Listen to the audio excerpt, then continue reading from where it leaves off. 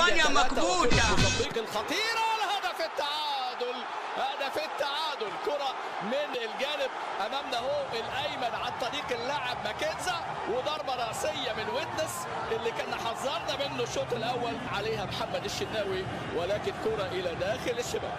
ويتنس كويمبو لاعب ناسيونال ماديرا واداله الرغبه، وادي خطا دفاعي وانفراد وهدف ثاني، وهدف ثاني عن طريق نفس اللاعب. شوف الثغره الدفاعيه، وادي امامنا الانطلاقه